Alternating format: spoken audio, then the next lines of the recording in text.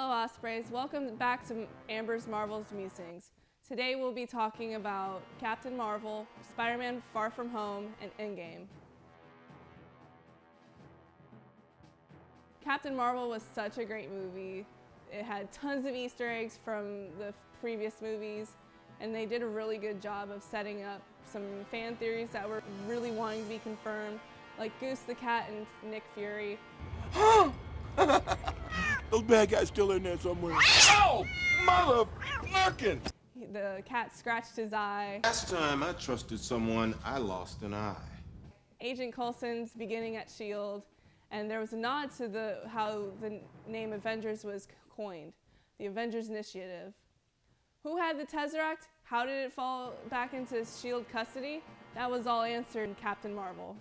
The pager given to Captain Marvel is what brought us into the very end scene of Infinity War. In Endgame, we learned what happened to Clint Barton and Scott Lang. Captain Marvel was brought into the fold after being paged by Nick Fury, the end scene credit in Infinity War. Those that remain are reunited.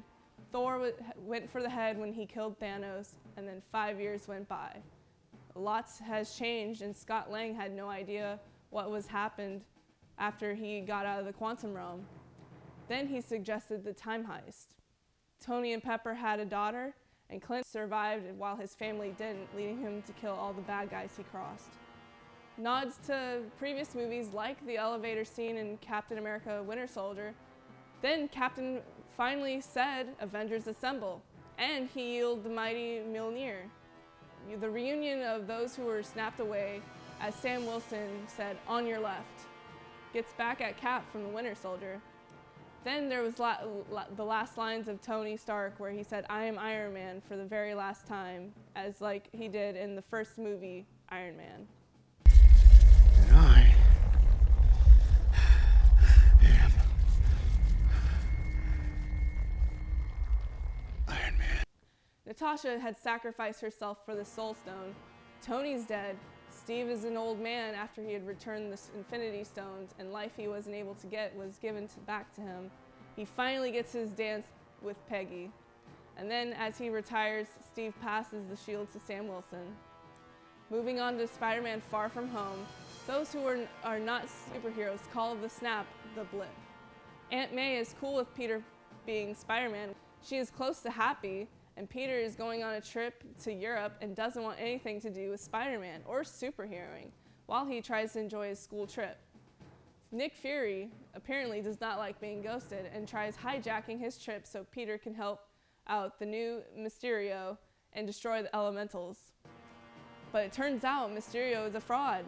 Ties in previous movies, such as Iron Man, where he and other people that worked with Tony were in the background, as their creations were being used in a different way. Mysterio gives hope for the multiverse theory, but lies so he can only get the glasses Tony made for Peter. Peter, struggling to keep his identity a secret and be normal, is put to rest because MJ figures out he is Spider-Man.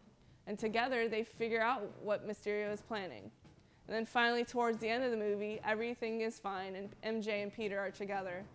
Everything is great until the popular face of the Daily Bugle, J. Jonah Jameson, comes in with breaking news from Mysterio, revealing Peter Parker is Spider-Man. And in the end credit scenes, it gives us more questions to where Maria Hill and Nick Fury are, because they are Skrulls. And then it shows Nick Fury was on vacation? How long was this going on? How are we supposed to know who is true and who are not? And as news breaks, there was a dispute between Sony and Disney. Originally, their agreement was broken, and then Spider-Man was homeless for several months. As of September 27th, Disney and Sony has a new agreement, and Tom Holland is back as Spider-Man. As Disney Plus comes closer, we have outlooks for Marvel Cinematic Universe TV shows, such as Loki, Falcon and Winter Soldier, WandaVision, What If, which is pretty much what if this happened in the movie instead of the other. There is supposed to be approximately about 22 episodes that goes along with each movie.